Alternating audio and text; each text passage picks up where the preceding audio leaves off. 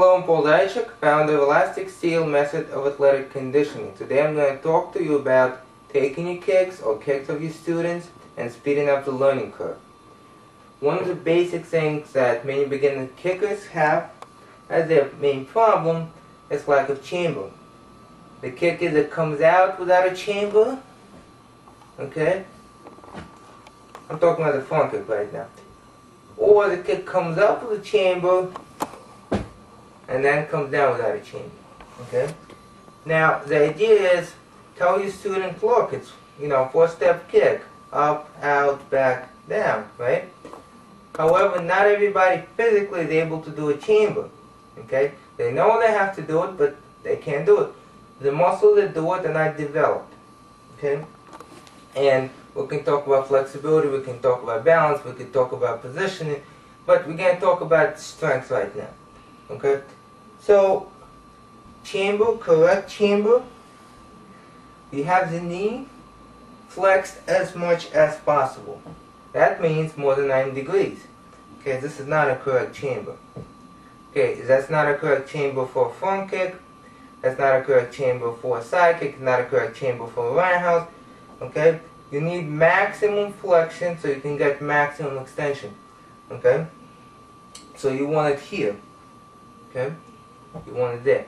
Now, someone actually may not have either the range of motion or strength or position of the body to do that. Okay, since we're talking about strength, the first thing that we're going to talk about is the fact that to develop strength there, we want the leg parallel to the floor or we want it lower. Okay, so the upper leg needs to be parallel to the floor, okay, or lower. Okay, so obviously you cannot go any lower than this, because now I'm kicking my other leg. Okay, so you want the chamber here or here. Why?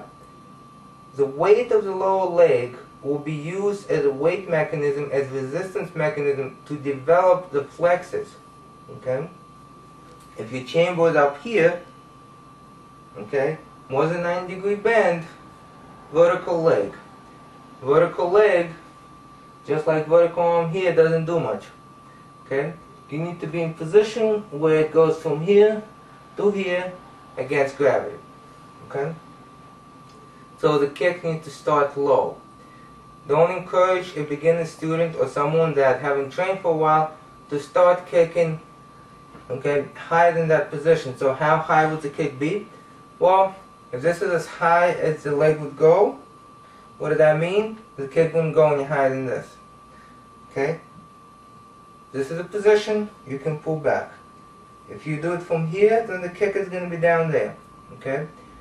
So the arc of the kick coming back to chamber from here, not from here, from the vertical back to here, you're actually using the weight of the leg to strengthen those muscles. It may not be a lot, but remember, for this particular kick, you're not using those muscles to actually deliver the kick. Okay, you're using them to bring the leg back, okay, stretch the muscles, create the potential energy in there, and then release. That's what you're using them for. Okay? So, some of the things we can do, we can move from that parallel position and back. Okay? Keeping the leg, the knee, flexed as much as possible. So we're going to go from here to here and here. Okay?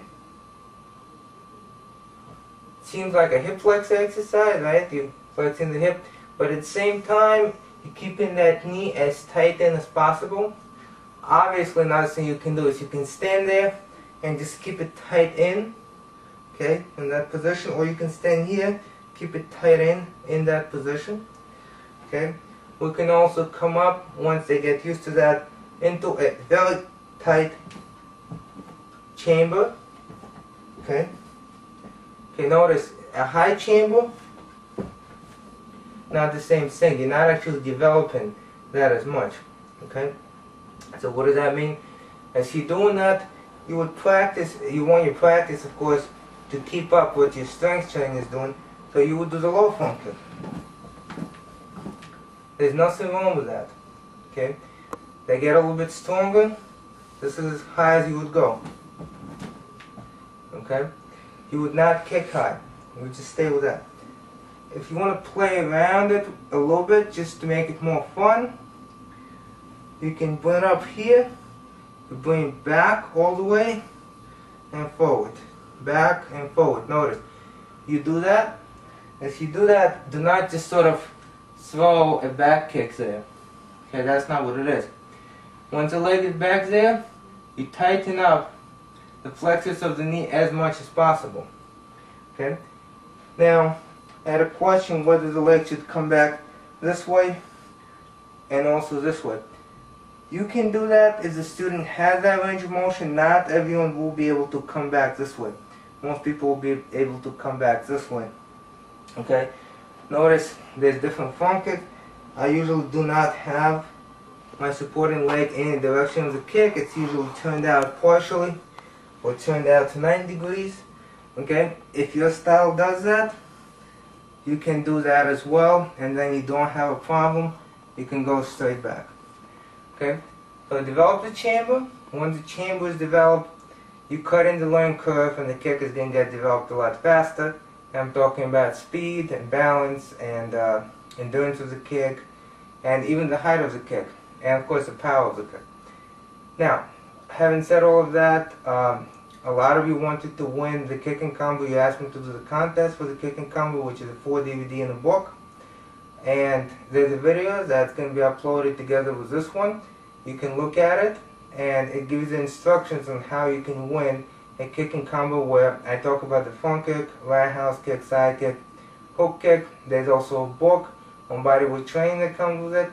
And all of that together will teach you a lot of different things about kicking, how to progress and how to work on different modalities of the kick. Okay? Thank you for watching.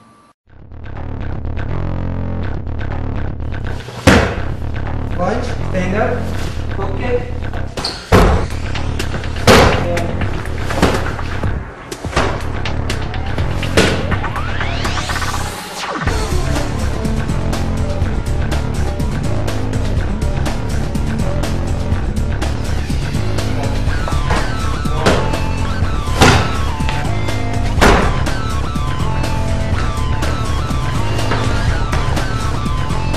Side kick.